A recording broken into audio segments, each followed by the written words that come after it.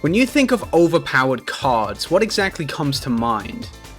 That's a genuine question, by the way. I wouldn't really know. I don't play a lot of card games. I love a little bit of Yu-Gi-Oh, but honestly, the only deck that I have like any idea how to use is Ancient Gears, which outside of maybe very early Duel Links, I don't think has ever really been a problem.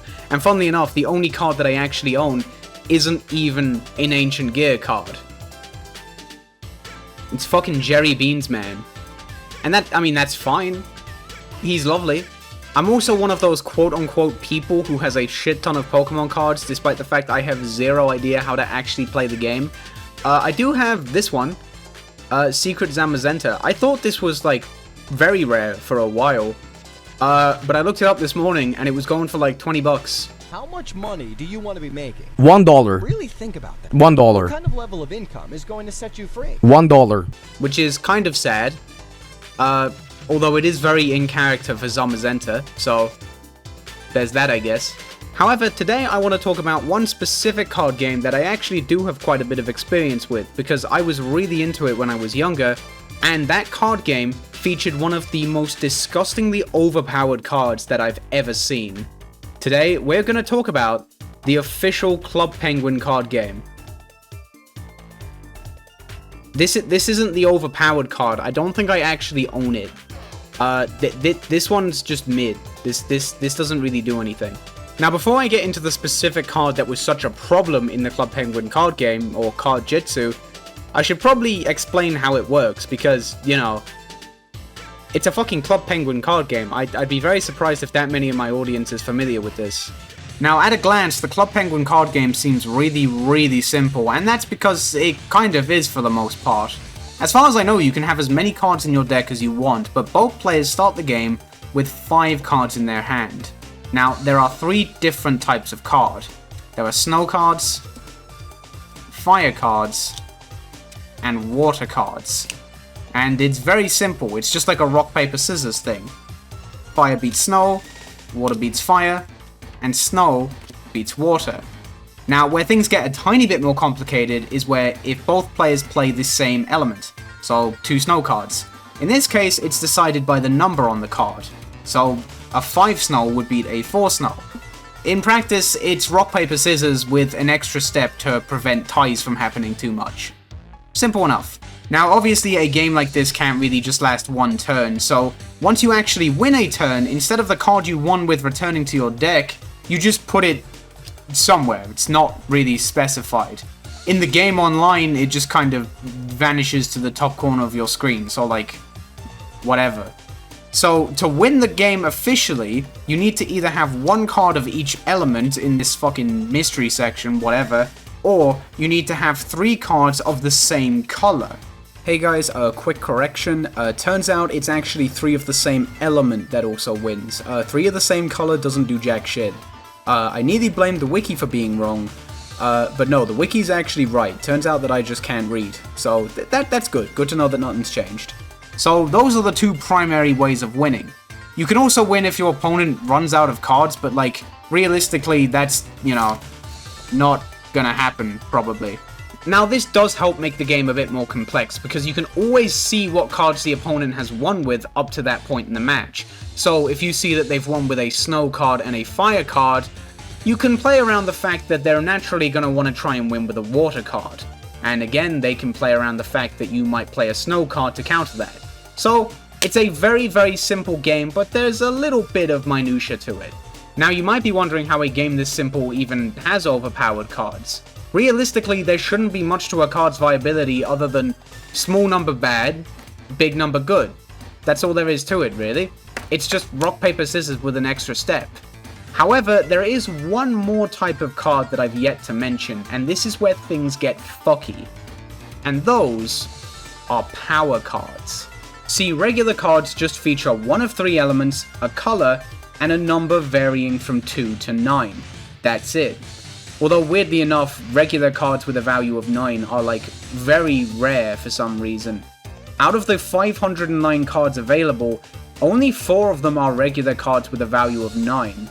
I have 2 of them, but it is weird that there's that few, honestly. There were also these, which were like create your own cards. You had to put stickers on these. I'll be real. I fucking hate them.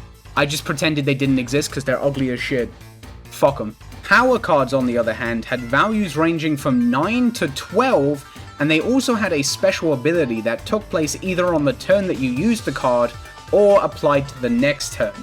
And also, if you had them in person, they had like this like hollow, like shiny shit, which sounds really cool. It really does. However, this is like the cheapest, nastiest hollow shit ever. All of these cards are falling apart. The regular ones look way better, so fuck that. Very, very sad. You hate to see it. Now, the different abilities these power cards have available vary drastically in terms of how fucked up they are. Some of them are quite reasonable. For example, there's these ones, which, if you win with them, all they do is they make the opponent discard a card that they've already won with. For these two in particular, it's discarding a yellow card and an orange card. Now, a step up from that is that you can also make them discard a card of a particular element. If you win with this, they have to get rid of a water card that they've already won with. Fair enough. Then you've got this, which makes them discard all of their red cards, not just a single one if you win with it. You know, not too bad. You've cards that affect score. For example, if you win with this card, then on the next turn, whatever card the opponent uses has its value decreased by 2, which, you know, fair. But after that, things get a little fucky.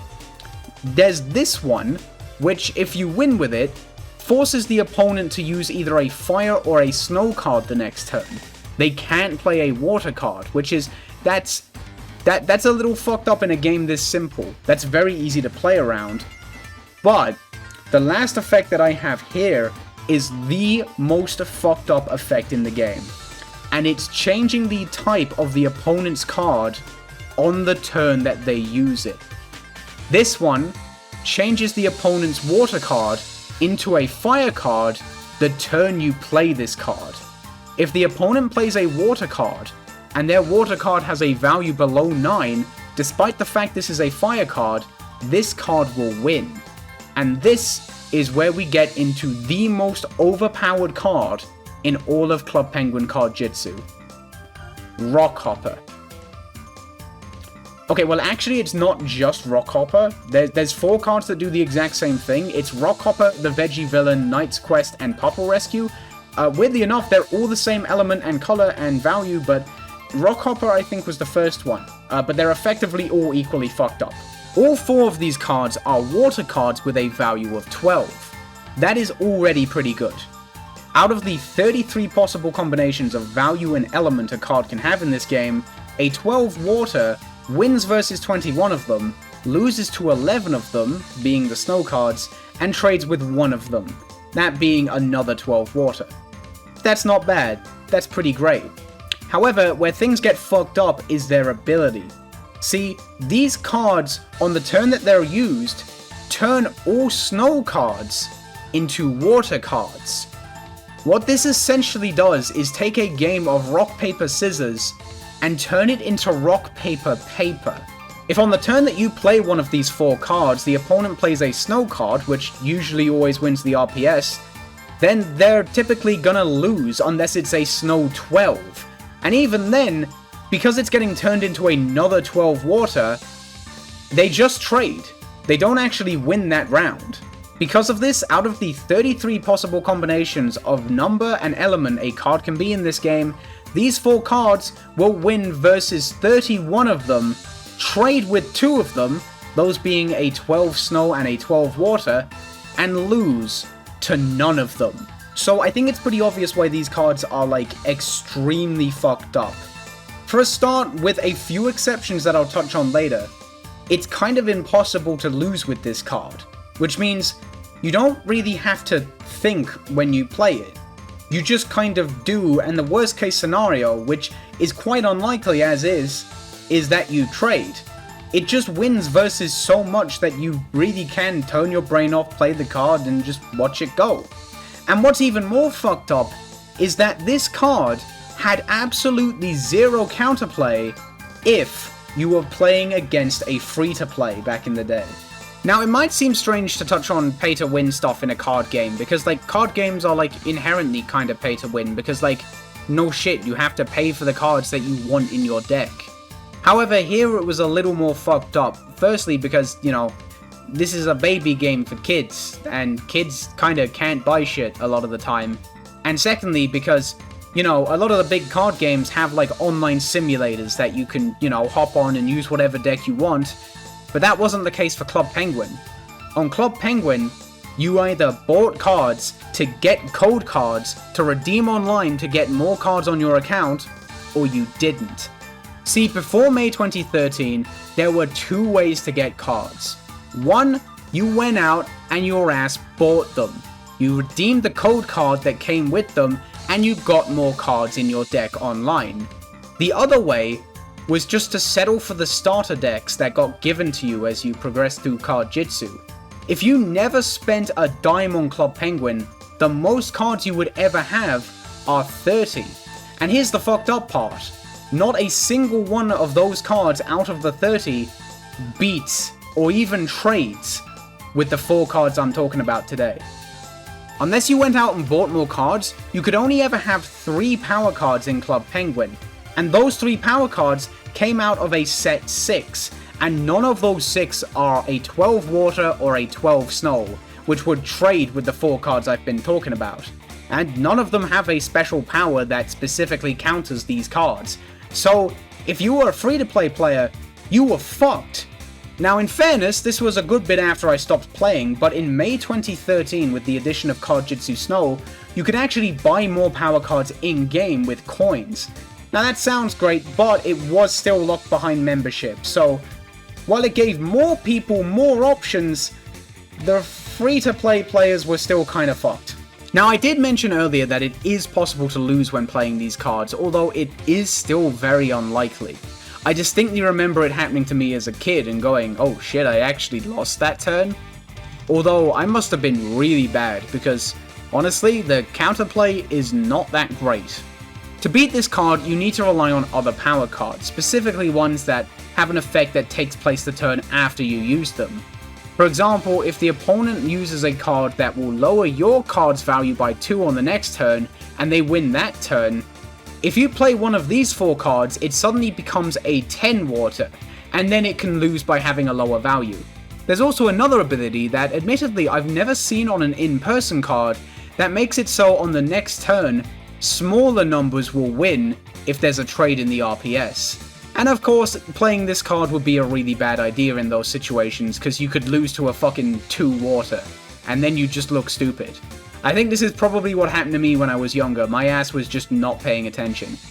This is the problem though. The counterplay to these really busted cards isn't really counterplay, because they're just countered by paying attention.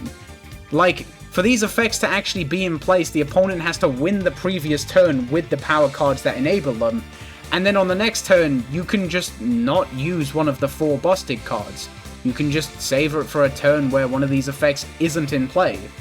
Now, in fairness, there's also the issue that they could stop you from using this card at all by using a power card that makes it so you can't use a water card on the next turn, but still, it's not super concrete. It's pretty fucked up. Honestly, the issue here is just that the ability to change the type of the opponent's card is insanely busted. Obviously, these 4 are the most notable because since they all have a value of 12, there's no fear of losing if you trade the RPS. But that's not to say that other power cards with this ability aren't really good too. There are ones of different elements that are 9s, 10s, and 11s, and they're all amazing in their own right. Funnily enough, there are no 12 fires or 12 snows with this ability. It's just the 4 12 waters. So maybe they knew it was busted and held off, but then again, they did make 4 of the exact same card and they're all equally fucked up, so who knows. So yeah, that's a quick look at one of the most broken cards I've ever seen in a silly little baby game for infants. So to end this out, I want to very quickly show you this other fucked up card, which I just found out about and is fucked up in a very, very bad way. This is a 9 water, which turns the opponent's fire cards into water cards. Which means it's basically impossible for this card to win the RPS. Like, the opponent could play an 11 fire, and this turns it into an 11 water, and then this card loses because it's a 9 water. That's like losing at rock, paper, scissors and going, nah. Sorry, man. Nah, don't worry about it. Don't worry about it.